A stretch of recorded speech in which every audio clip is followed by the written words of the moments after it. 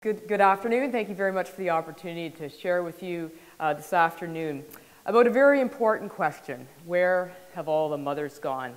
And I think for all of us who have a heart of compassion for the global community, this is a very important one. And having Mother's Day just recently passed, I'm sure most of us were reflecting on our mothers and thinking about the value that they have in our lives. I'm a Canadian obstetrician. I work out of McMaster for 4 months of the year, and 8 months of the year I spend in Uganda with my family, my journalist husband, and our 3 children, Elizabeth, Jonathan, and Hannah, our little Ugandan daughter that we've adopted. And much as my life has been given to the issue of mothers dying in the developing world, every day Hannah is a reminder to me of the impact of a child without a mother. And what would any of us give in exchange for our mothers? Most of us can't even think about a dollar value on that. And yet it seems to me as an obstetrician that there's a big difference in the value of mothers in some places versus the others. And what do I mean by that? Well, every year, 342,000 mothers die from pregnancy-related complications. That's equivalent to 2 to 3 jumbo jets going down every single day. And we don't see that on the front of our newspapers. 99% of these mothers are in the developing world. More specifically, in Uganda, where we live, and just have recently returned, 6,000 mothers will die this year from pregnancy-related complications versus 10 to 15 here in Canada, and the countries have the same population.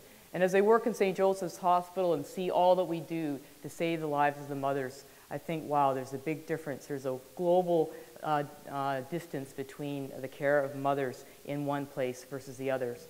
But it's not just about mothers, it's also about children. In fact, 4 million babies are stillborn every single year, and in addition, another 4 million die within the first 7 days of life. And they estimate that half of these babies, in other words, 4 million babies, are either stillborn or die in the first 7 days of their life due to the poor care of their mothers. Well, why are these mothers dying in places like Uganda but not in Canada? Well, there's 3 delays that we talk about that lead to mothers dying from pregnancy complications. The first one is the delay in the home, that decision to seek care. You know, if some mother was here and all of a sudden started to bleed, somebody would be on their phone, dial 911, and the decision would be quickly made that she needs care. But for this woman here, she doesn't make her own decisions. She's at home. She waits for her husband to give her permission. In fact, if she needs any surgery at the hospital, he has to sign for it. She doesn't have $5 in her pocket, even if she is a breadwinner in their family. She has to wait for her husband to give her the money. She doesn't even know what is a complication of pregnancy, bleeding, or even having seizures. Many places in Africa, people think you're possessed by the devil if you have a seizure that's related to pregnancy. So that decision to seek care often delays mothers getting the care that they need. The second delay is transportation, just getting there. Many women walk for miles and miles to seek care, or they get on the back of a motorcycle. I'm sure for some of you mothers who've been in labor before, can you imagine yourself on the back of a motorcycle going to the local health facility? Some of them are carried on a mattress, many different ways of getting women to the health facilities, but this delay leads to women dying. And I've worked in many rural African hospitals, and you see these women coming in so late and realizing the delay is out in the community. And in fact, 50% of the delay is due to these first 2 factors, the delay at the home and the delay in transportation. And as an obstetrician, I realized, you know, it's not just about dealing with the issues at the hospital, but also about these issues, these cultural and social issues outside of the hospital. Well, of course, the third delay is at the health facility. And I'm sure most of us can't even imagine our sister or our spouses or our partners delivering their babies in this particular operating theater. It doesn't even look like a vet's clinic. But indeed, there are many delays at the health facility. There may or may not be the medications that women need. There may not be health workers available or equipment that are necessary to save a mother's life. So the sustainable solution to dealing with these 3 delays, it really requires us coming down to the root cause of why mothers are dying. These social, cultural delays, as well as the issues at the hospital. And that's really why we started the Save the Mothers program, the idea that's worth sharing and spreading. And what we're doing is training a network of professional leaders within strategic contexts and professions to address those 3 delays. I realize as a medical doctor, there's very little I can do out in the community to bring about change, but there's other professionals who can bring about change, and most importantly, Indigenous leaders who can bring about the change to their own communities. And so now we have trained over 200 East African professionals who are doing that very thing. And that is really the basis of this idea worth spreading, Save the Mothers, which began in 2005. And we have focused on 6 strategic spheres of influence: people in law and politics. All of us every day are affected by the lawmakers in our own countries, and certainly that's true in East Africa as well. People in the media. My husband's a journalist. I've learned a lot about the power of the media, and particularly in East Africa, where that's where most people get their information, either through radio or through newspapers. Through the educational system, teaching young children about safe motherhood and how to protect themselves as they get older and become parents themselves.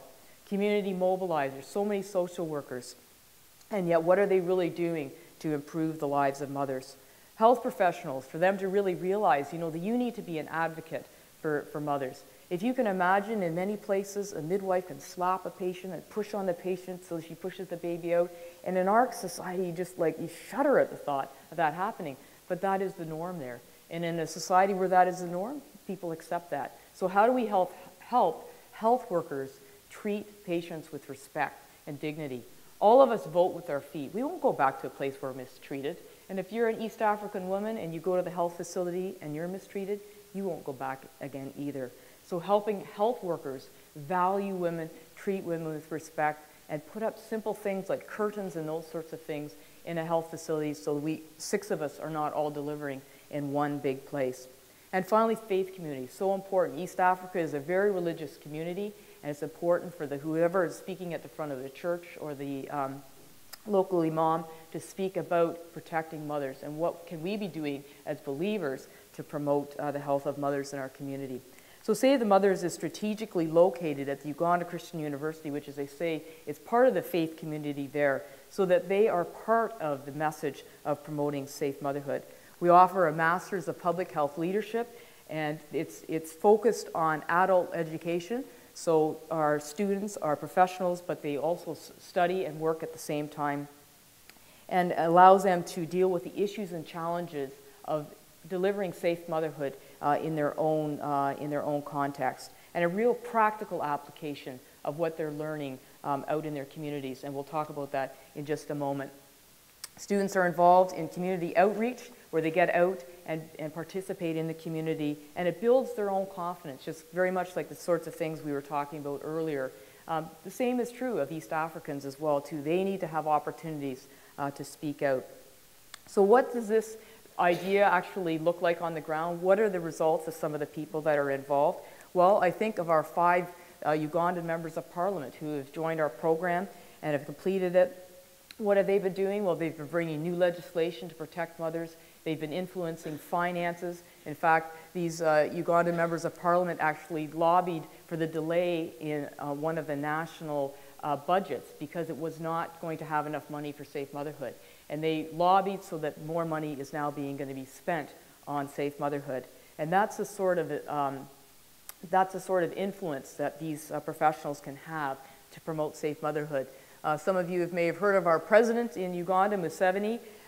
He thinks he can be the only president of Uganda, but he has actually now made safe motherhood as one of his agendas as well, too. In a local recent election, that was one of his agendas. And I was in Uganda over 12 years ago, and no one even thought about safe motherhood. So there's been a real change, even over the last 5 or 6 years, that the political arena is now realizing that, you know what, we can't afford to ignore our mothers. Catherine Kizu is a leading journalist. She works at the equivalent of the National Post. She has been leading the charge to make sure that the media is covering safe motherhood. She herself is writing about the issue, but more importantly, training hundreds of journalists, both radio as well as newspaper, to talk about safe motherhood. I think of this article here, this Arua counselor. This was a local politician who died of a pregnancy complication. And you might think how horrendous that is on the newspaper. but at least people are standing up and noticing that mothers are dying. This woman would have been 6 foot under and nobody would have even noticed. At least now the media is realizing this is an issue that we need to talk about. I think of Ivan, who's a local mayor of 50,000 people, and in his area, an international construction company was doing a big project, actually helping with the Owen Dam. For some of you who've heard of the Owen Dam. Well, instead of Ivan getting money from the construction company and putting it into his pocket or renovating his office, he built a new maternity unit in his community. And Ivan is one of our Save the Mothers graduates and is really leading the charge as a local politician and leader in his community. I think of Sophie, who works at a HIV/AIDS organization, an organization that's doing a great work in Uganda, but yet she herself said, you know, we never were really thinking about the importance of safe motherhood for these mothers who have HIV/AIDS. But now, of course, with antiretroviral agents, women are living longer now with HIV, and in a culture where your value is all about how many children you can have, you then go out and get pregnant. And these are the very women who are going to end up dying of a pregnancy complication. So Sophie has done a fantastic job of even bringing new life to her own organization and bringing focus to safe motherhood. And I love her quote, "You can't speak what you don't know." You know, you can live in a country and live in an environment and yet not even realize that mothers are dying all around you of unnecessary causes. Reverend Susan Olwa is working with her own church and community. She's on the radio several times a week communicating about safe motherhood to the people in her community. So Save the Mothers, impacting safe motherhood, building the sustainable link to real development through Indigenous leadership development, using multidisciplinary professionals, thinking outside of the medical box, getting people engaged who can really bring about a difference for these social and cultural issues that lead to mothers dying from pregnancy complications. Let me finish with this slide, thinking about this young child here. What is his future? Well, ladies and gentlemen, he is the future of East Africa. And yet, who is the key to his health and development? Well, it's the woman that's holding him here. And I think about her. I think about, does she have access to family planning? Does she have access to safe motherhood? What health is she enjoying or not enjoying? So as we invest in her health, we're actually investing in the future of East Africa and other developing countries. So thank you for caring about mothers and their children and for learning more about this idea that's worth spreading. Thank you.